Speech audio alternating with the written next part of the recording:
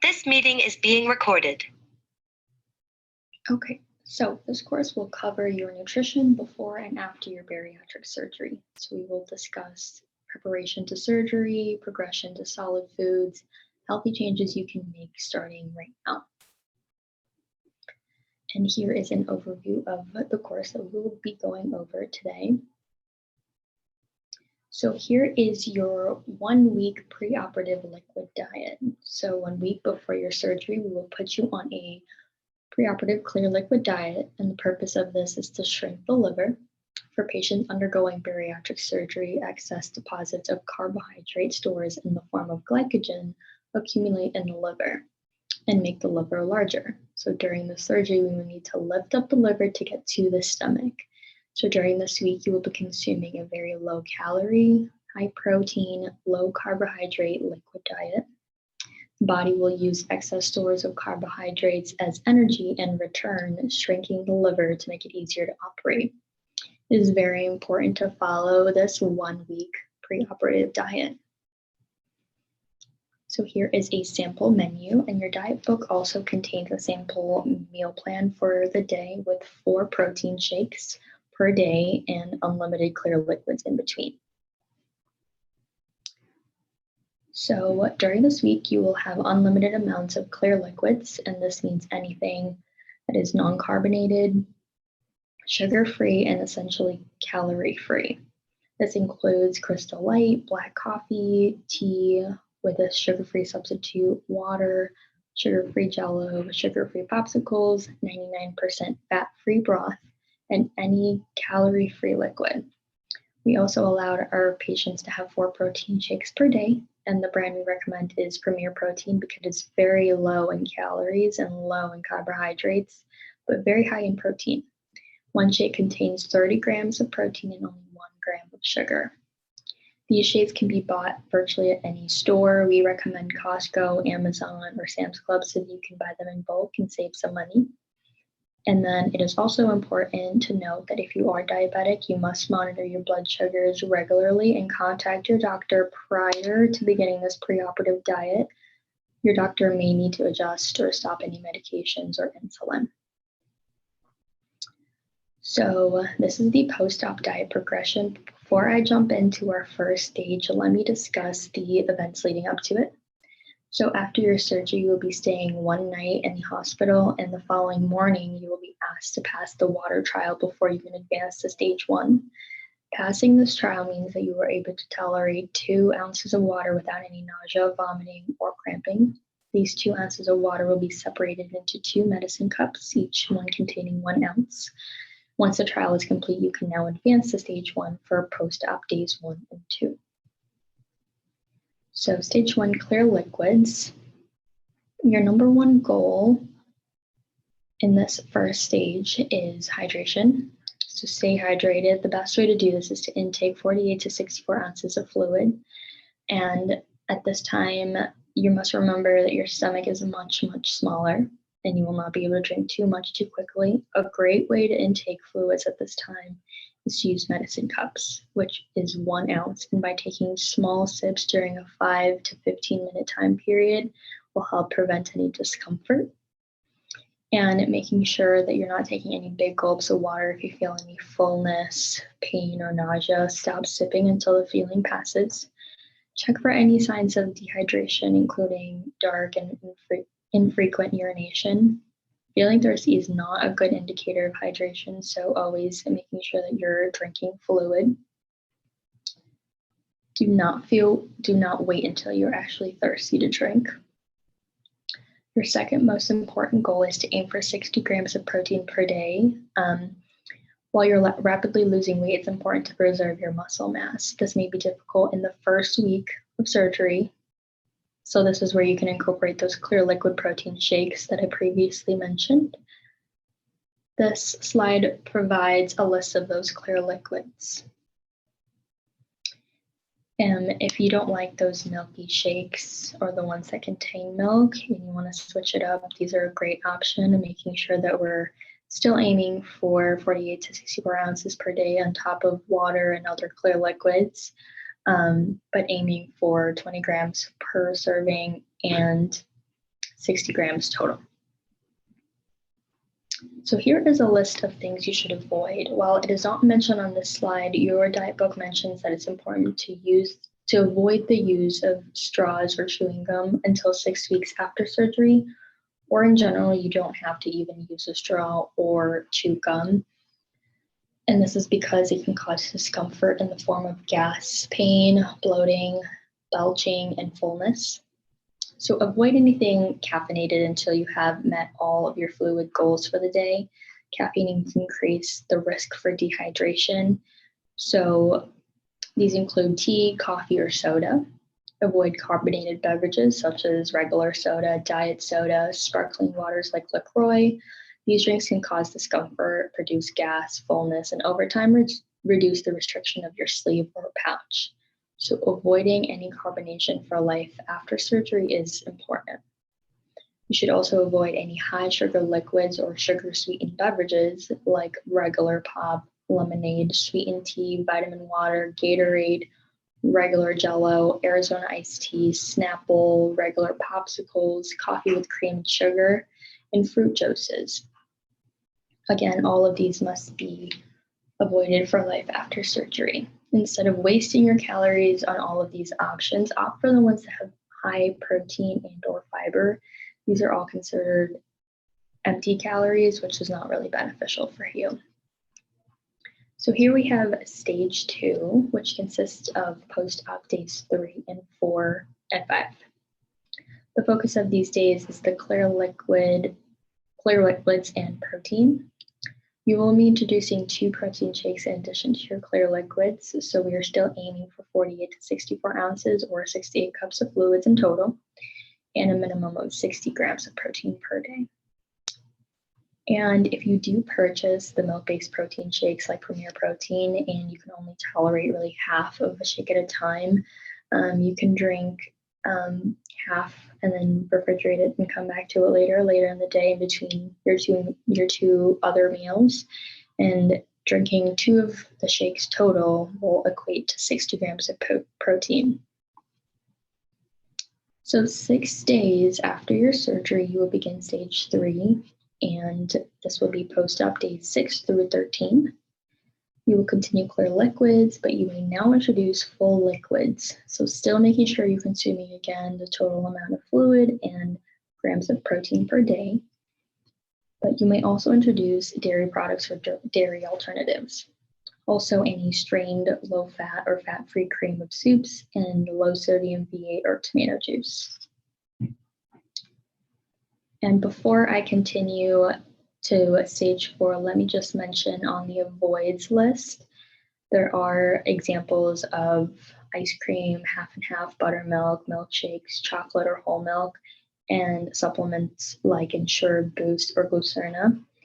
These are products that do not provide you any protein or fiber, or they have way too much calories in them. And it's typically used for a different patient population that may need to increase or gain weight. So limit the consumption of any full or whole fat products to really prevent any discomfort or any improper weight gain. However, if you do find a product that you would like to try, you are more than welcome to ask us or ask me and message me via Clara or email me a picture of the nutrition label of the product or the protein shake that you would like to try, and I can let you know if it's appropriate for you. So now we can continue to stage 4. So 2 weeks after surgery or 14 days post-op, you can start introducing foods into your diet, but these foods must be a pureed or baby food consistency to avoid blockages or discomfort. So you should still be aiming for, again, the total amount of liquids to 48 to 64 and 60 grams of protein per day. But at this time, you may begin taking your bariatric vitamins. And this should be with iron and calcium citrate with vitamin D supplements. There is another video explaining the timing for these vitamins and mineral supplements. However, I will note here that it's important that these vitamins must be in chewable form, and not until 6 weeks. You cannot swallow any whole pills. So 6 weeks post-op is when you can actually swallow whole pills. Any medications must be discussed with your primary care provider to make sure any medications should be crushed or chewable. So during this stage, a lot of people just have baby food, which is totally fine. But we have provided a list for you to give you some other options. So, for example, we have chopped scrambled eggs, non-fat 1 or 2% cottage cheese, fat-free Greek yogurt, low-fat ricotta cheese, low-fat refried beans, silken or soft tofu, flaked mashed tuna, salmon, or white fish with light mayo or hummus, blended chicken, turkey, or low-fat beef in broth, pureed chicken, turkey, or beef baby food, or canned chicken breast mashed with light mayo or hummus again. And there is also a list of appropriate vegetables, fruits, and starches like pureed cauliflower, mashed ripe banana, unsweetened applesauce, V8 juice, and starches like oatmeal, cream of wheat, grits, or mashed potatoes, sweet potatoes. And as you can see here, it does say protein eat first, vegetables, fruits, and starches next, and then your fats, which may be the addition to your meals. I will go in depth more about the structure of your meals, but protein is always the most important, again, for recovery. And here is a list. There's a whole bunch of recipes in the next few slides and also in your diet book that you can try at this stage. And then later on, as you can see, I do provide a sample menu for this pureed phase. Take note of the serving sizes and that each recipe contains a protein-rich food at every single meal or snack. So stage 5, you will be put on a soft food diet. The general rule of thumb is that any food that you can easily push a fork through or stick a fork into is appropriate for this. But also you will be avoiding any high fiber foods, and I will kind of go over this in a bit. At this point, you are still consuming 48 to 64 ounces of fluids, 60 grams of protein per day, and taking your multivitamins as instructed.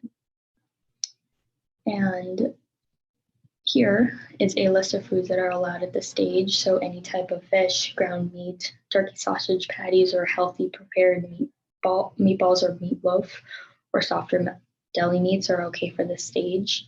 Any type of eggs, soups, tofus, beans, and lentils, as well as any cooked vegetables.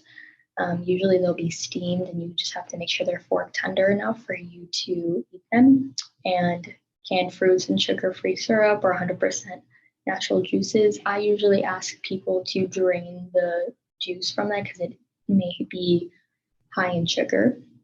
And then fruit without the skin, due to the skin being high fiber.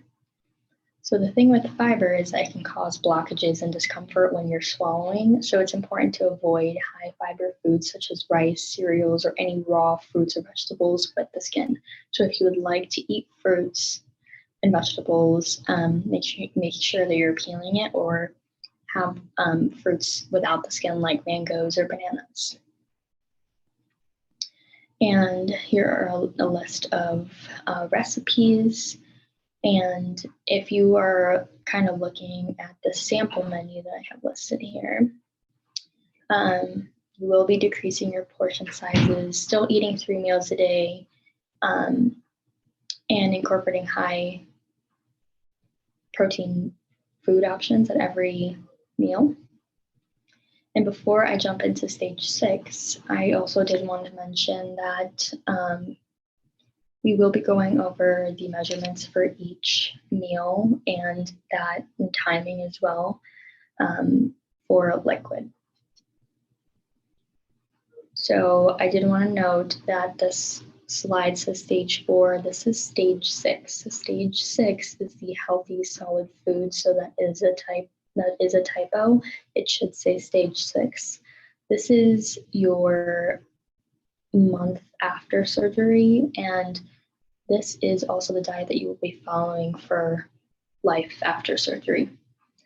Essentially, it's everything that we have been covering throughout the slides: correcting or consuming the correct amount of fluids and protein daily, taking your chewable vitamins until 6 weeks where you can take whole pills again, continuing to focus on protein foods first, and that half of your plate is protein. Usually 2 to 4 ounces of protein is usually what we recommend.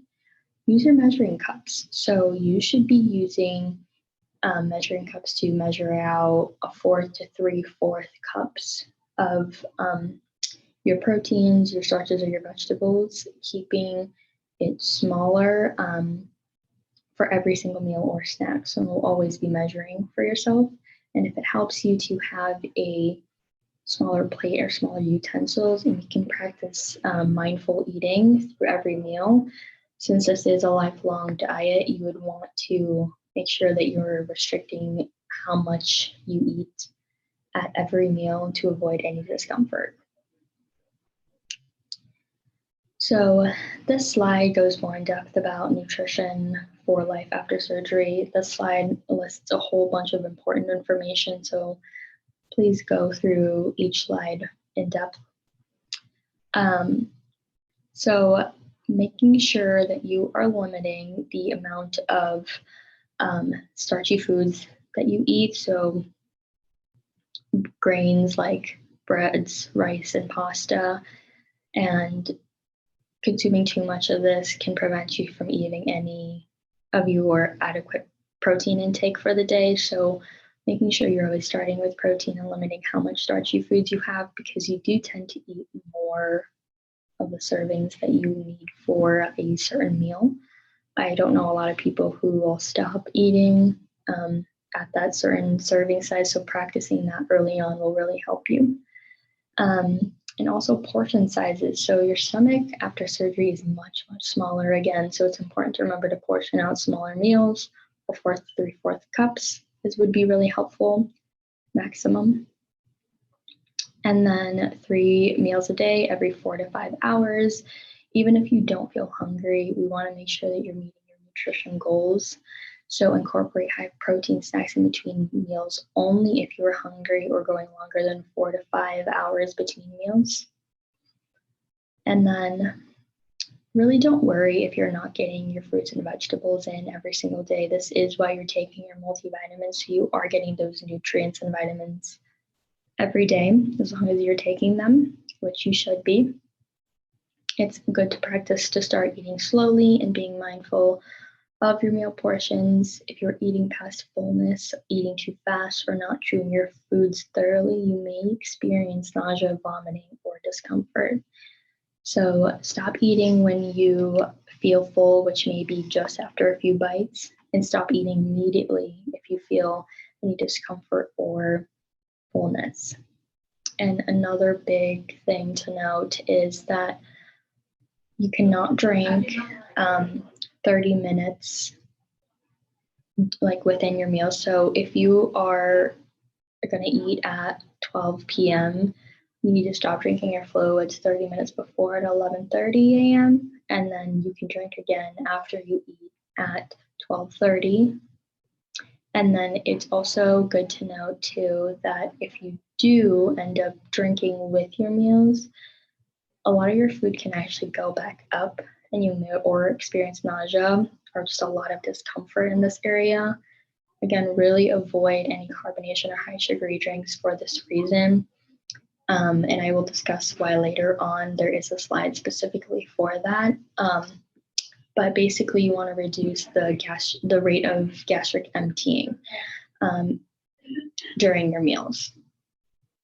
So then I do list a bunch of protein foods for serving sizes and protein amounts for every slide, so you have some options. And they do go into nuts and seeds as well. And these are only for stage 6 and beyond. And some additional recipes as well. Include dips, shakes, casseroles, and a healthy solid food shopping list. All of these proteins are really great sources, and these these very options are all non-fat or low fat as well. Here is a continuation for more per food group. And I understand that if you are on the go more often or work at a job that requires you to be on the road more, we do provide options for protein shakes and protein bars for anyone on the go. So here in total is a great list for foods to avoid or highly limit. These are high in sugar, fat, and or calories. So consuming these would make it much harder to get your protein in for the day, which is the most important thing for retaining your muscle stores and recovery.